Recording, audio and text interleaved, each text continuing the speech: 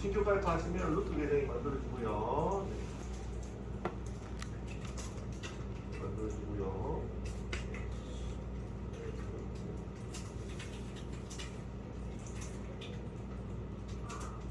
네, 만들어지고.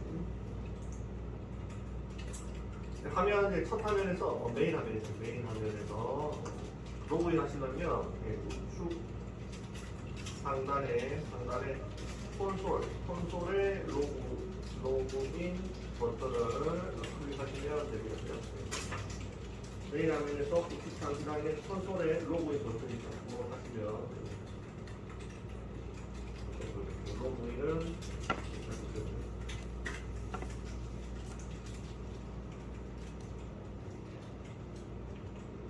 신규 회원 가입하면 생성돼요.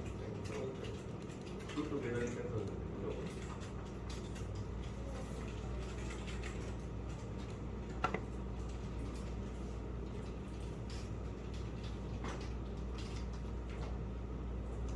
네, 그 다음에 IAM 계정은 개발자용 계정인데요. 네, 이거는 뭐 추가 설명만 드릴게요. 네, 그래서 IAM으로 로그인 있을 겁니다. 이거는 루트가 이제 슈퍼 관리자용 계정이고 신규 가입하면 되거든요. 계정이 아니라 일반 사용자 계정으로 몇 가지 기능만으로 제한되는 사용자입니다. 그래서 뭐 이걸로 하라는데 저희는 루트 계정으로 연습하고 나가서 많이 계정이 많으면 패스워드 관리를 또 해줘야 되기 때문에 오히려 패스워드 유출할 가능성이 있습니다. 하나로 관리하고 루트에는 대신에 이중 보안을 걸도록 하겠습니다. 어떻게 이중 보안을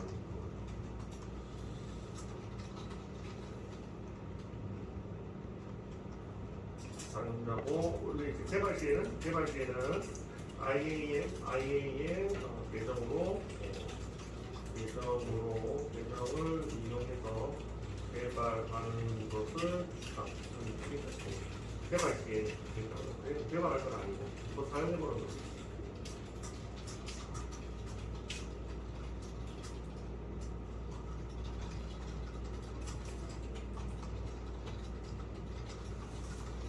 그리고 그게 계정이 있고요. 그 다음에 권한이 있거든요. 권한 설정이 있는데 권한 설정도 약간 좀 하셔야 되겠죠. 실습도 할 건데 권한에 관련된 것은 저희가 이제 데이터베이스도 배웠었습니다. 데이터베이스와 좀 비교를 해볼까요? 데이터베이스를 비교를 해볼까요? 저희 오라클에서도 뭐 권한을 보여요. 리눅스에서도 보죠. 항상 권한이라는 게 있습니다. 권한 설정. 계정을 만들면 권한을 부여하고 뺏고 이렇게 있죠. 그래서 AWS 클라우드 서비스에도 그런 게 있어요. 그런 게 있어서 유저가 있고요. 유저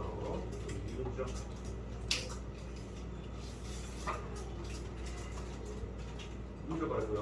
오라클 DB랑 비교를 한번 해볼게요.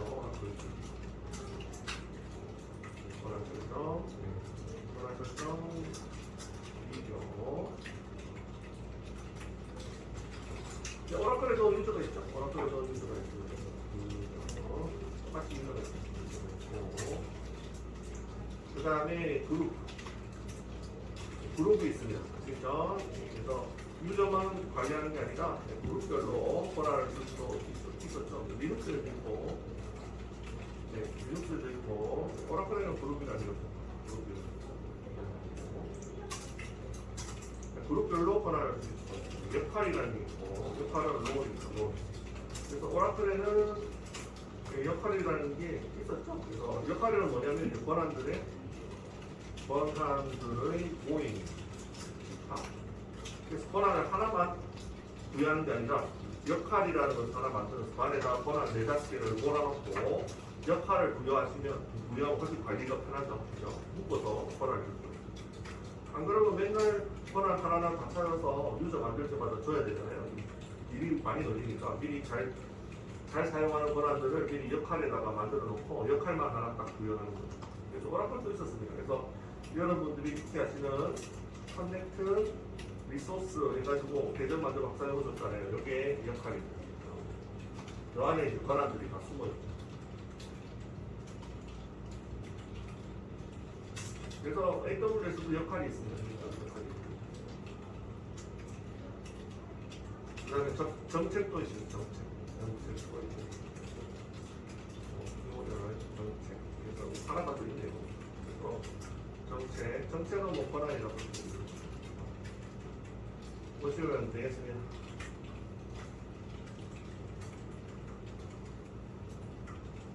네, 이렇게 되겠습니다. 정책도 권한 하나를 만들 수 있을 수가 있고요. 이게 아마 이렇게 될 겁니다. 그래서 이걸 좀 세분화되어 있는데 역할이 가장 크고 정책, 그다음에 권한 이렇게 된다고 보시면 됩니다. 그래서 권한 이거는 하나하나 대변 낱개로 주는 거고 권한이 제일 작은 거고 권한을 한두 개 모아서 정책으로 만들 수도 있고요. 이 정책을 역할에다 넣을 수도 있고 역할이 굉장히 큰 개념이다. 이렇게 생각합니다. 이런 형태가 되겠네요. 네, 보내줄게요.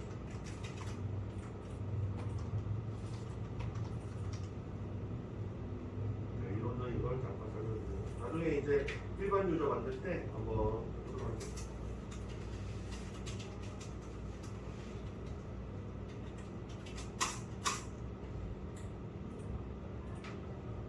네,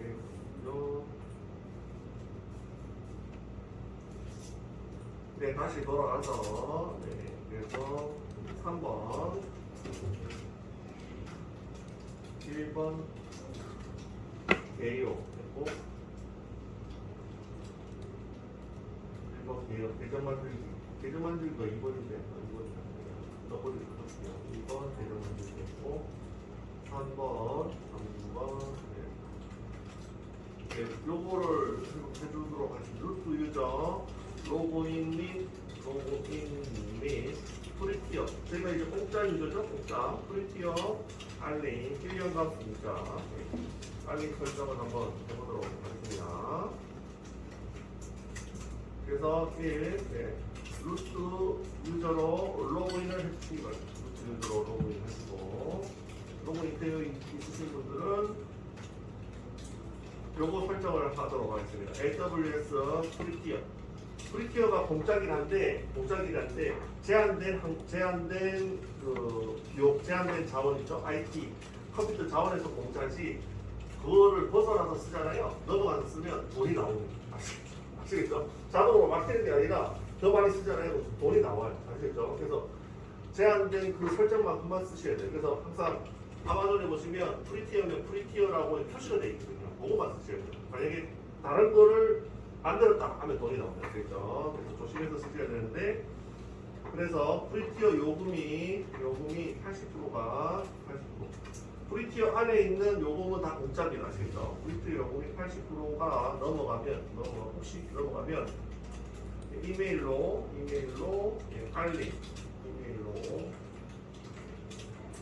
알려주는 서비스가 있습니다. 알림 서비스가 있습니다. 요거를 설정을 한번 해보도록 하겠습니다. 그래서 메뉴 선택하고 어디서 하는지 알려드리죠. 일단 적어드리고 요 기니까요. 이거 보내드릴게요. 기니까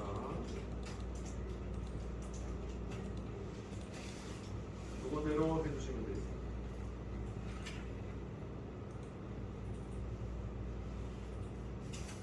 네, 이렇게 찾아 들어가시면 됩니다. 네. 정리만 해서 보고 하시면 됩니다. 그래서 한번 호흡에서 한번 해볼까요? 네. 로그인 하셨나요? 로그인 하셨으면 이렇게 나올 거고요. 이렇게 나왔죠? 이렇게 나온 상태에서 결제 대시보드가 어디 있냐면 여기 누르시면 밑에 보시면 결제 대시보드 보이나요? 결제 대시보드 요거 클릭하시면 여기 계정명이죠? 계정명 클릭하시면 결제 대시보드가 보입니다. 그죠? 결제 대시보드를 클릭해 주시고요.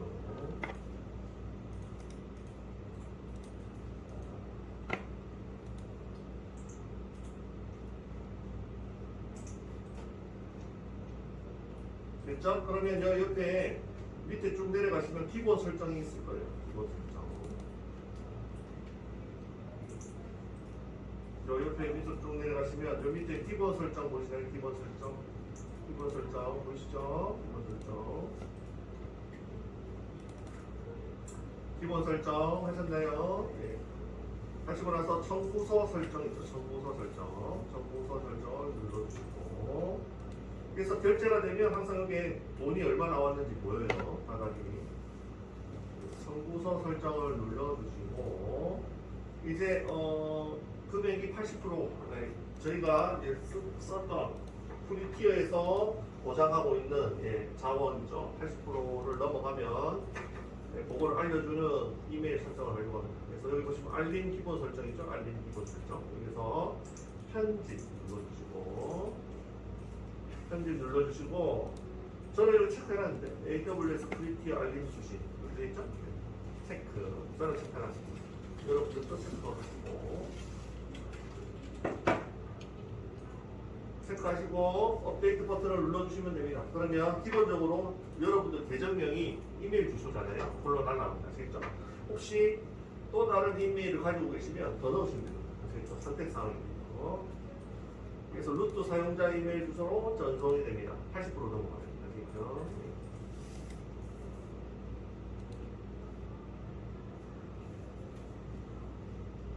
됐죠? 됐죠? 네, 넘어가겠습니다. 이렇게 하시면 되고, 네, 뭐, 혹시라도 모르니까 체크하시면 되고, 뭐 안 하셔도 상관없어요. 그 다음에 이제 중요한 걸 합시다. 중요한 걸 하죠. 여기 이제 프리티어 요금에 대한 알림 설정이고, 그 다음에 3번. 3번은 이제, 뭐 한다고 했잖아요. OTP, 보안을 보여주도록 하겠습니다. 이중보안, 이거는 중요하죠. 이중보안. 거기에 OTP 보안을 설정하기. 그래서 거기에 루트 사용자의 계정별로 다 하실 수가 있어요. 근데 루트 사용자의 계정이 많아지면 관련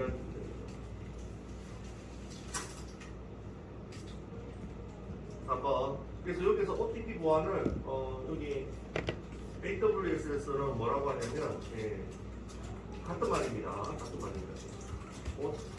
OTP, 저희는 OTP로 많이 하는데 OTP 보안을 AWS에서는 뭐라고 하냐면 MFA 멀티 팩터 인증이라고 합니다. 어렵게 하죠. 이거 똑같은 거예요. MFA 멀티 팩터 인증, 이중 보안입니다.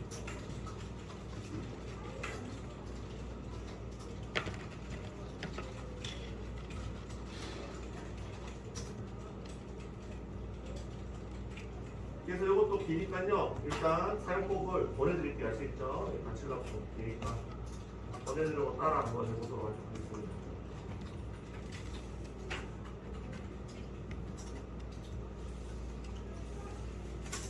네, 이거 넣어주시고요.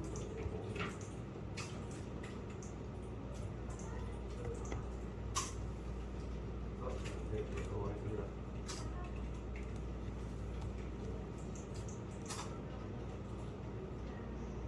그리고 4번으로 위에 3번을 갖다 4번으로 바꿀게요.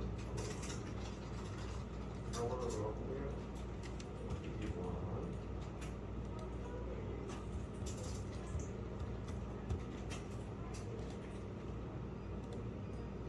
그래서 멀티팩터 이거는 뭐 이중보안을 붙다고 했으니까요. 따라서 한번 해봅시다.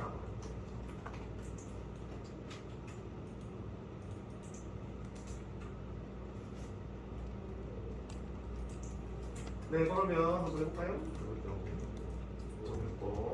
여기 검색창 있죠? 항상 검색창에서 검색하시면 됩니다. 이게 위에 제일 위에 박스 검색돼 있죠?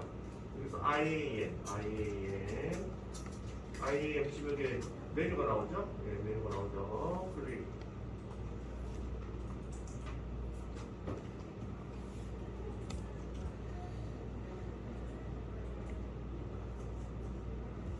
네, 이렇게 나오죠? 여기서 저 같은 경우에는 지금 설정을 해놨거든요. 설정을 해놨는데 여기 IAM 대시코드에 보시면 여기 루트 사용자의 MFA 없음이 나오죠. 없음.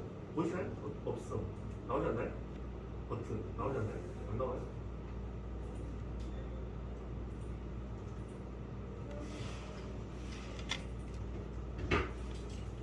네, 저는 지금 설정해놨습니다. MFA가 OTP인데 여기 버튼이 보이시나요? 보시나요? 그거를 네, 눌러주세요.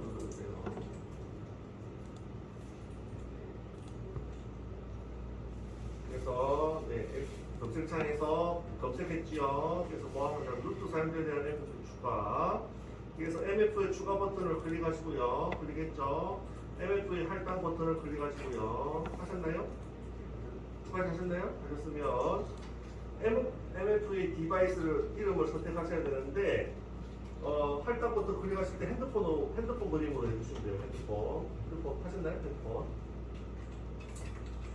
네, 지금 선택이 돼 있어가지고 좀 보여드릴 수가 없네요. 저는 해놔가지고 보여드릴 수가 없죠? 네, 그래서 MFA 할당 버튼을 클릭하시고 그 다음에 디바이스를 해주셔야 되는데 여기 아마 구글 OTP나 구글 OTP 앱이나 아니면 어시를 쓰시면 되는데 내가 구글 OTP 앱을 써보니까 별로더라고요. 그래서 어시로 제가 바꿨습니다. 어시가 괜찮더라고요. 그래서 핸드폰을 여시고 핸드폰에다가 앱을 까는 겁니다. 핸드폰을 여시고 핸드폰에 저는 애플폰이니까 앱스토어나 구글 같은 경우에는 뭐죠? 그 안드로이드 뭐죠? 하여튼 마켓에 들어가셔가지고 어시라고 검색하셔서 이 앱을 다운로드 받으시고 설치를 하시면 됩니다. 아시겠죠? 이것도 이제 가입하셔야 될 거예요. 어시도 가입하셔야 돼요.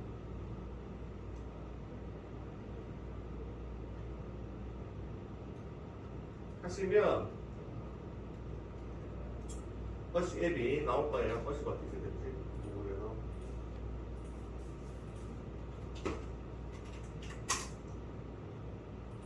이중관. 여기 어시 사이트거든요. 어시 사이트. 그래서 이름이 요거예요. 요 앱을 받으시면 됩니다. 트윌리오 어시. 핸드폰에서 핸드폰 자체가 이제 OTP가 되는 겁니다. 핸드폰 자체가 일회용 생성입니다.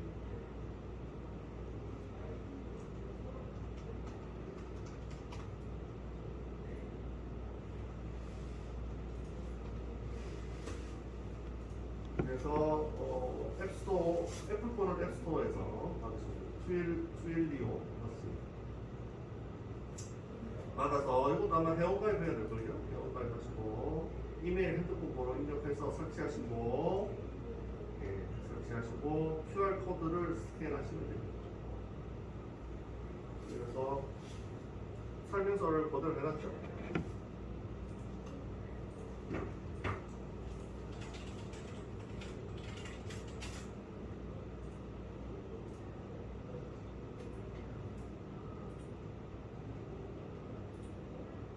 그래서 여기서 MFA 디바이스 이름을 어시로 해주고 디바이스 선택에서 인증 관리자 앱을 핸드폰 그림으로 해주고 디바이스 설정에 핸드폰 앱을 어시를 설치하신 다음에 설치하실 때 아마 이메일, 핸드폰 번호 넣으라고 될 거예요. 설치하시고 거기서 나오는 그 AWS에서 나오는 QR 코드가 있을 겁니다. 그거를 어시 앱으로 스캔하시면 돼요. 스캔하시면 되겠습니다. 스캔하시고 생성되어 있는 어시 앱으로 생성된 OTP 비밀번호 있죠? 코드 숫자 6개인데 한번 넣고 20초 기다렸다가 또 한 번 더 넣고 2번 넣으시면 돼요. 그래서 이 순서대로 한번 쭉 한번 해보시기 바랍니다. 이중보안이 그럼 이중보안이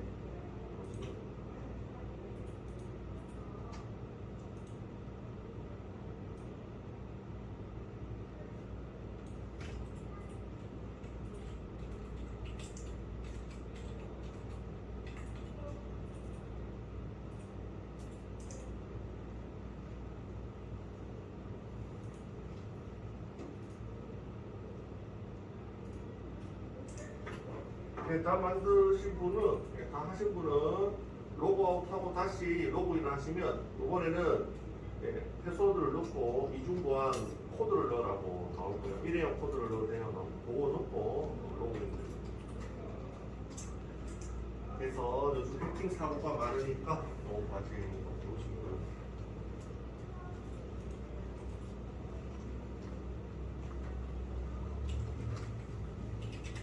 그러다가 안 되시면 아니요.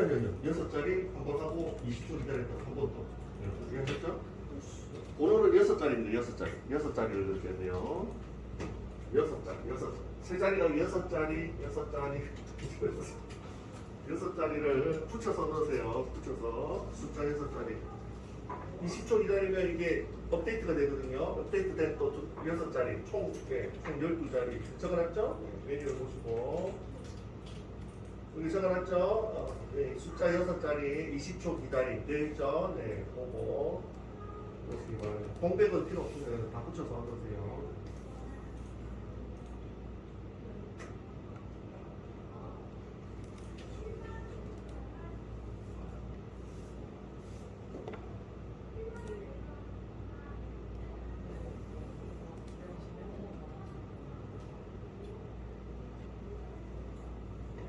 잘 됐는지는 로그아웃 하시고 다시 로그인 하시면 됩니다. 그러면 요번에는 아까하고 틀리게 패스워드 넣고 MFA 코드 넣으세요. 여기다 로그아웃하고 다시 재로그인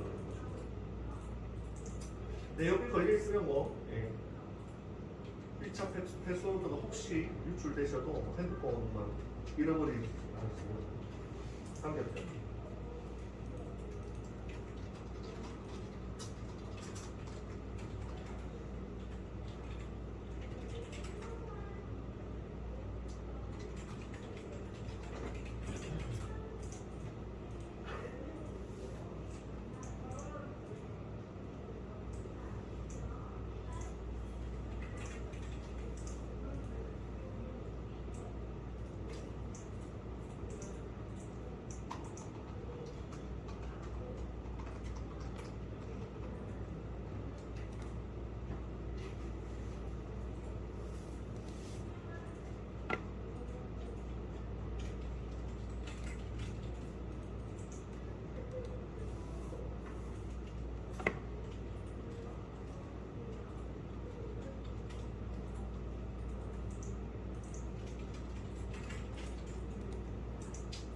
다 하셨으면 제로우인 한번 해보시고 다 하셨으면 진행을 하도록 하겠습니다.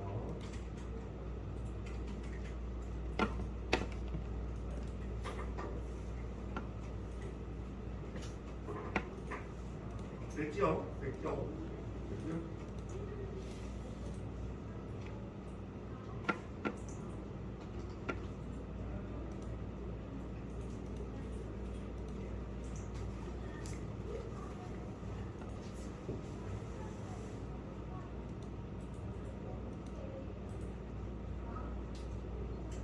그래서 제로 코인해서 이중 보안이 걸려 있으면 다음으로 진행을 하도록 하겠습니다. IAM 유저 만들기인데 요거를 만들면 패스워드 파일이 하나가 자기한테 떨어지거든요. 요거는 넘어갔습니다. 혹시 또 패스워드가 유출될 수가 있으니 그냥 정리하고 넘어가죠. 실습은 생략하겠습니다. 이거 하시면 다시 또 새로운 계정이 만들어지면서 여기 루트 계정 말고요. 새로운 계정이 만들어지면서 그 계정에 대한 권한을 설정하고 그에 대해서 또 패스워드가 또 떨어지거든요. 그래서 혹시 또 그게 유출될 수가 있으니 이거 정리만 하고 나중에 혹시 관심이 있으면 집에서 한번 따라서 그리고 공공 컴퓨터라서 약간 좀 불안하죠. 그래서 요것만 보내드리고 요거는 따라서 한번 해보시면 됩니다. 보내드릴게요. IAM은 일반 사용자 유저 만들기. 정리만 하고 먼저 5번 이중보안 걸었고요. 여기 밑에 붙여넣기 하시면 되고 붙여넣기 하시면 되고 요거는 일반 사용자 유저 만들기인데 만들 때 이렇게 돼요. 이렇게 만들고 나면 눈으로만 보여드릴게요. 그래서 어드민이라고 제가 이게 그룹을 하나 만들었고요. 그룹을 사용자 그룹 있죠. 여기 요 메뉴가 뭐냐면 금방 대시보드 있죠. 여기 이중 보안 버튼 그 메뉴입니다. 그 화면인데 그 바로 밑에 사용자를 만들 수 있는 메뉴가 있어요. 그래서 보통 사용자를 바로 만들지는 않고 그룹을 하나 만들어서 어드민 그룹을 만들어서 이 어드민 그룹에 권한을 줬습니다. 어떤 권한이냐면 관리자 권한을 줬어요. 제가 관리자 권한을 줬고 그 다음에 사용자를 포괄이라고 하나 만들어가지고 그 그룹에다 가입을 시켜놨습니다. 알겠죠? 이런 식으로 하는 거를 제가 정리해 놓은 거예요. 그렇죠? 그래서 이거는 지금 공용 컴퓨터라 가지고 제가 불안하니까 이렇게 하면 계정이 또 떨어지거든요. 계정에 대한 패스워드가 또 떨어져요. 그래서 혹시 유출될 수가 있으니 그냥 집에서 개인적으로 한번 보시고요. 하시면 됩니다.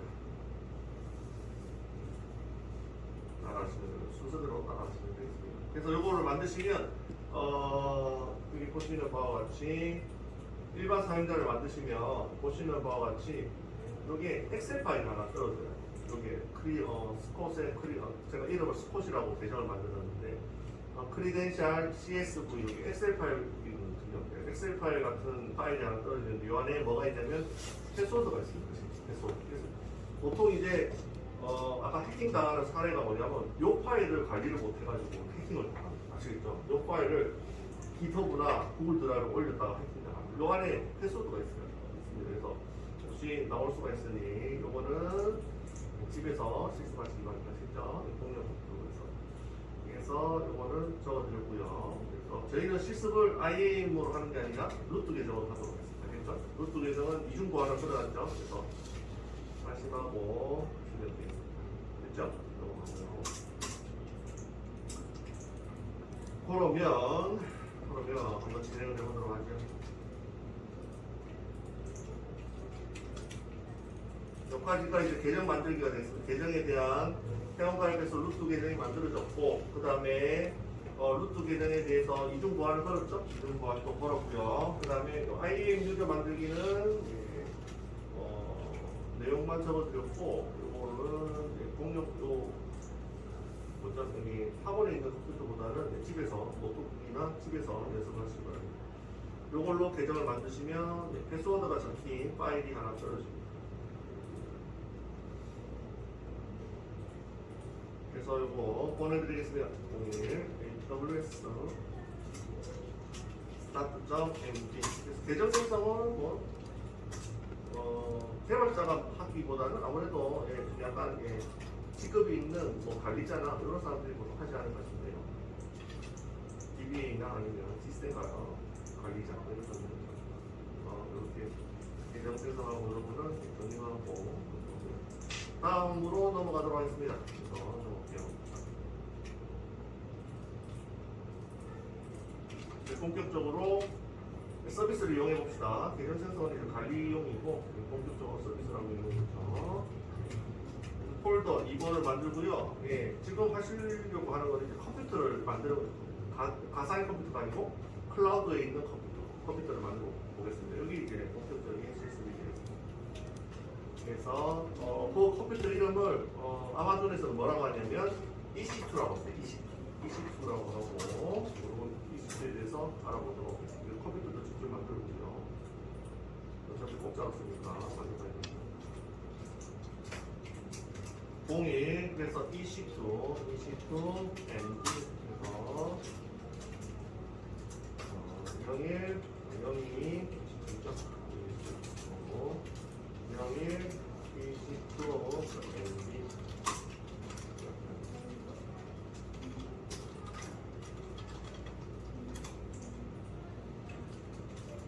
네, 그래서 3장입니다. 3장 1장, 2장은 클라우드의 계정 만들기 이런 거를 회원가입하고 프리티어가 뭔지 그다음에 그런 것들이었고요.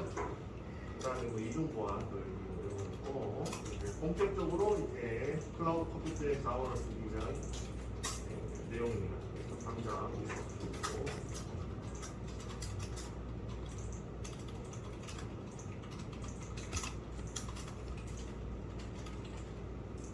네, 그래서 EC2가 뭐냐면 이게 플레임이 이렇게 될 겁니다. EC2가 요겁니다.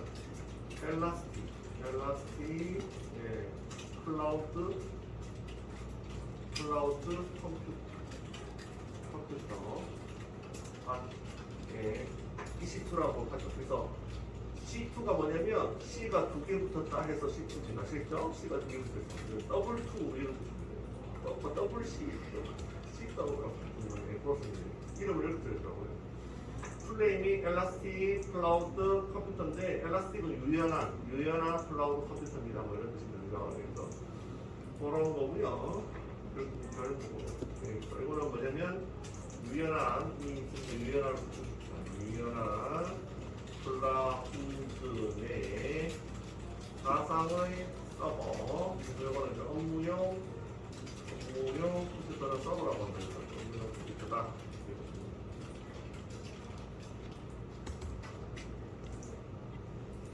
네, 업무용 컴퓨터에서 하는 일은 CPU나 메모리, 네트워크 등을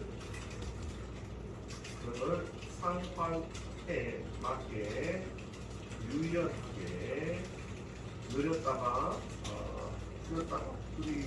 수리기가 가능함이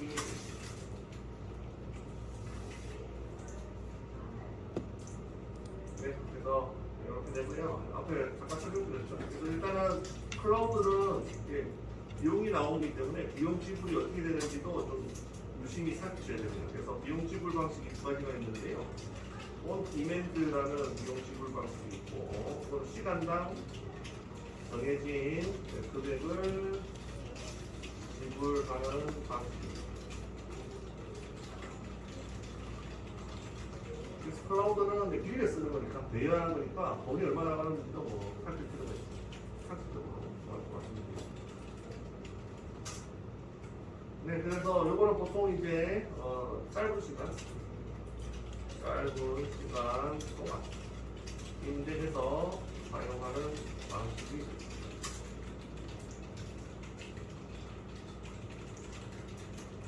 그 다음에 비용 지불 방식이 뭐냐면 리저브드가 있는데요. 리저브드는 1년에서 3년 정도 싸게 임대해서 사용하는 방식. 시간 단위 아니고 그냥 년 단위로 계약을 하는 거예요. 이 컴퓨터 내가 쓸래 3년 정도 이런 식으로. 그래서 장점은 비용 싸대요. 비용이 싼데요. 대신에 처음 요구했던 용량 그대로 사용.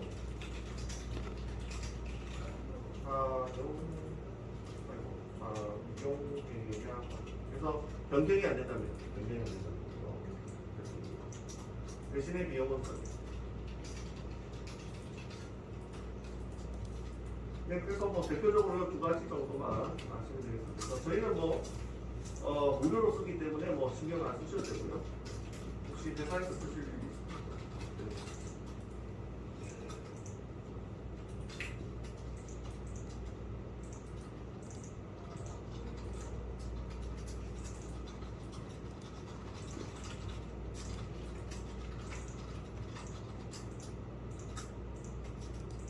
됐죠.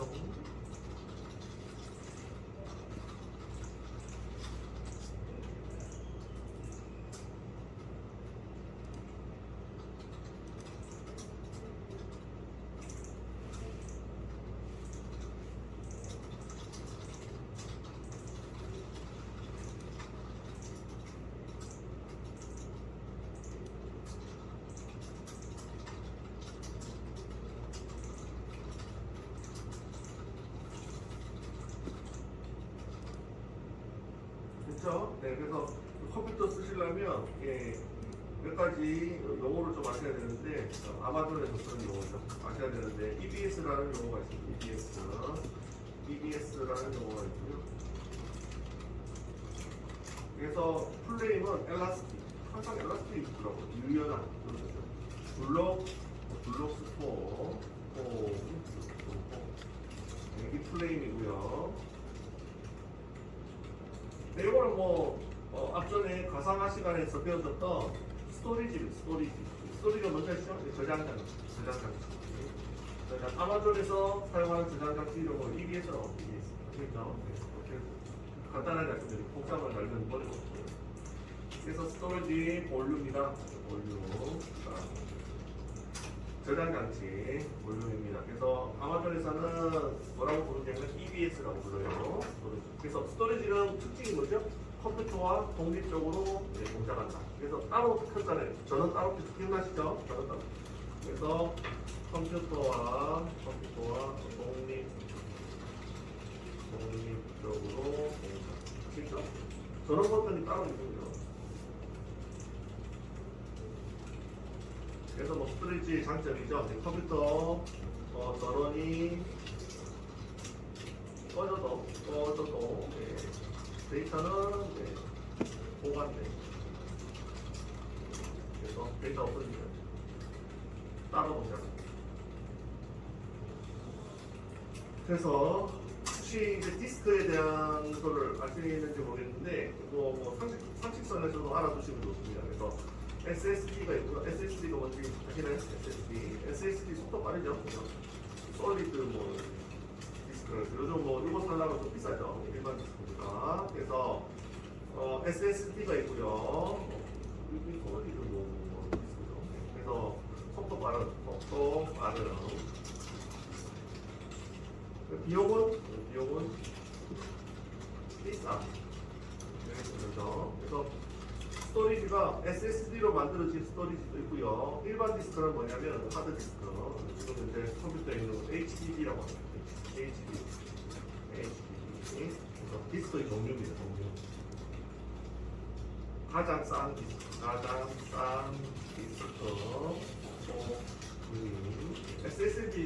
SSD에 비하면 느리죠. 됐죠? 주로 어떤 용어로 쓰느냐? 데이터 백업용, 데이터 백업, 뭐 중요하지 않은 데이터 위주로 사용. 됐죠? SSD로 뭐 중요한 데이터 쓰면 돼요, 반대로. 그래서 SSD로 실습을 하실 건데 종류가 아마존에서 제어해주는 종류가 여기 있습니다. GP2가 있고요. GP2 IO1이 있습니다. 이거는 참고로 정리가 오는 거 같습니다. 그래서 IO1이 둘 다 SSD예요. SSD 둘 다 빠르긴 빠른데 둘 중에 뭐가 더 빠르냐면 얘가 고성능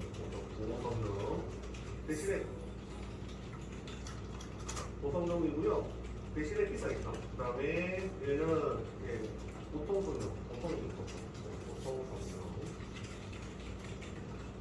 그래서 얘보다는 쌉니다. 그렇죠? 얘 IO1 얘보다는 싸고 얘보다는 비싸죠. 아시죠? 제일 싼 거는 HDD. 근데 솔리드 얘 디스크도 이제 두 가지 종류가 있는데 아마존에서 제공하는 겁니다. 얘가 제일 비싸고요. 비싸면서 성능이 제일 빠르고 얘가 보통 성능. 저희가 보통 성능으로 아마 하지 않을까 싶네요. 실습을 이렇게 참고로 알아두시면 되고요. 됐죠? 그래서 여기서 EBS라는 용어가 나오니 아마존에서 쓰는 용어인데 그냥 스토리지 저장 장치다 이렇게 생각하시면 되겠습니다. 됐죠? 저장 장치라고 생각하시면 되고요. 또 다른 용어가 나오는데 뭐가 나오냐면 ELB라는 용어가 또 나옵니다. 메뉴도 있어요. 메뉴도 있어요. 또 EBS도 메뉴가 있어요. 저장 장치 만드는 메뉴. 그래서 용어가 나오면 용어를 또 정리하고 가셔야 됩니다. 용어는 이제 로드 밸런서라고 하고요. 저희가 아까 가상한 시간에서 서비스 외부 노출할 때 노드포트로 노출했잖아요. 그래서 클라우드 쪽에서도 쓰는 게 있습니다. 그래서 말씀을 드리면서 로드 밸런스가 있어요. 이렇게 말씀드렸는데 여기서 나오는 게 이제 ELB가 되겠습니다. 클라우드 서비스에서 제공하는 거고, 얘가 하는 일은 외부의 서비스 노출도 하고요. 노드포트처럼 노출도 하고, 부하분산도 해줍니다. 부하분산도 해줍니다. 그래서 로드 밸런싱이라는 용어가 있다 하면서 제가 말씀을 드린 적이 있었는데 그 역할을 하는 겁니다. 저희가 클라우드 서비스에서 그 역할을 하는 겁니다. 부하분산, 이거를 이제 영어로 로드 밸런싱이라고 한다. 이렇게 만들어보죠.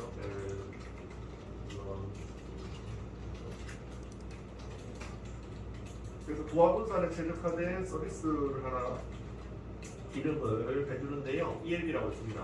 그래서 이것도 설명을 드리도록 하죠. 됐죠? 그래서 보내드리고 여기까지 하도록 하겠습니다. 다음 시간에 본격적인 실습을 해봅시다. 컴퓨터 만들어 봅시다. 이번에는 너무 많았다. 컴퓨터를 만들어.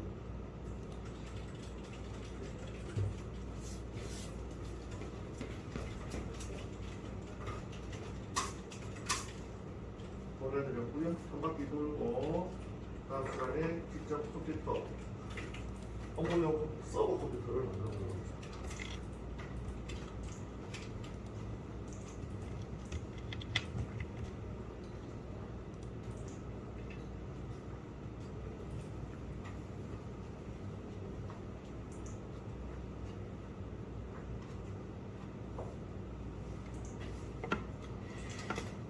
네, 이것도 플레임이 이거 거예요. 얘네들은 엘라스틱을 넣어서 엘라스틱